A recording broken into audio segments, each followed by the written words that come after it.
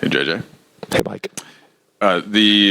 You went over this at practice, I know already, but just with Rui coming off the bench, and of course, again, because of returning to play, are there certain combinations nonetheless with LeBron units, Luka units that you're curious to see that might be a little different that you couldn't do as much when he was starting?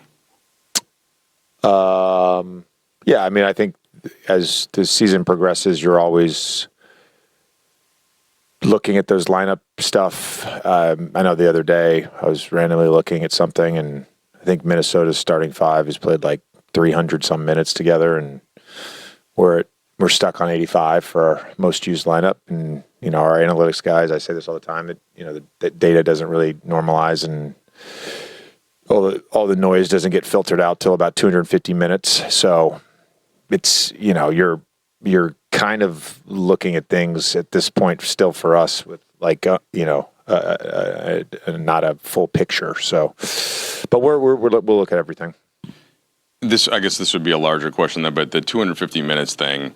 I'm not a data scientist, to be clear. Well, right. But is that almost in the ways that these last two seasons, just for you as head coach, have gone, it seems like pretty tricky to get to a number like that. So do you kind of have to just analyze on shorter stints? And obviously you do anyway. You're still watching the film. Yeah.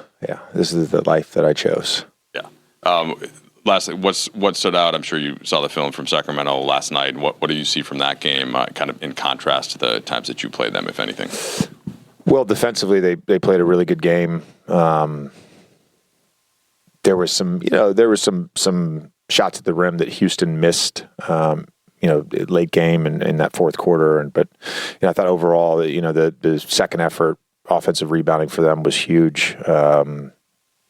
I think they ended up with 29 second chance points, 18 offensive rebounds.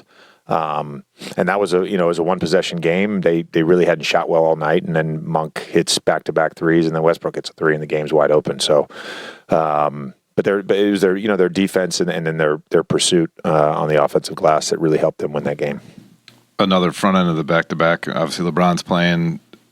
Do we know anything yet about how he'll manage tomorrow? No. Yeah.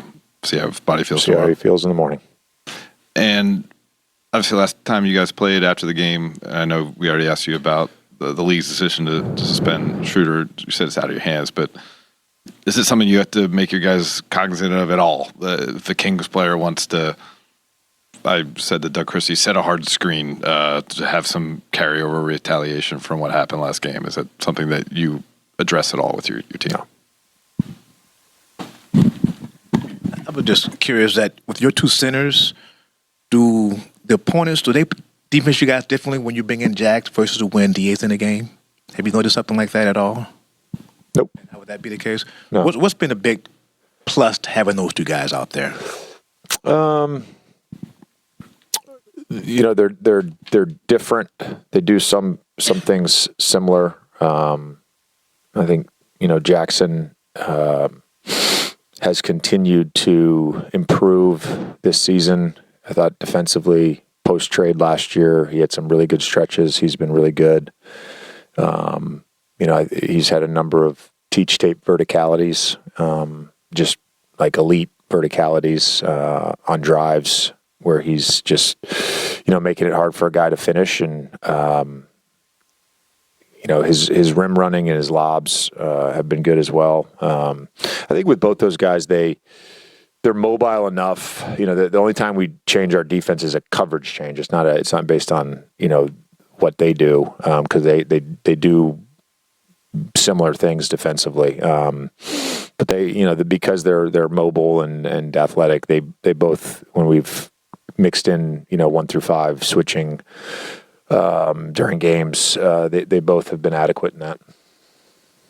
JJ, just kind of talk about coming into Sacramento, a hard place to play, and then especially Sacramento's rookie Dylan Cardwell. I wonder if you've seen any film from him, and kind of just what do you think about his play and how you kind of look out for that today? Well, I think I talked about the offensive rebounding, and that started with him last night. He was a beast on the offensive glass. Really good athlete, and I think I don't know what the stat is currently, but he's still, I think, in the top 20 in defensive rim field goal percentage. I know last time we played him, he was, I think, 9th in the league. So, I think as you're building something out, if you find a big that can protect the rim, that's a really valuable asset. And then just kind of following up on that, as the Kings kind of where they're on 9-30, how do you go into this game and not kind of look at it as a walkover? We don't look at any game as a walkover. All right, thanks.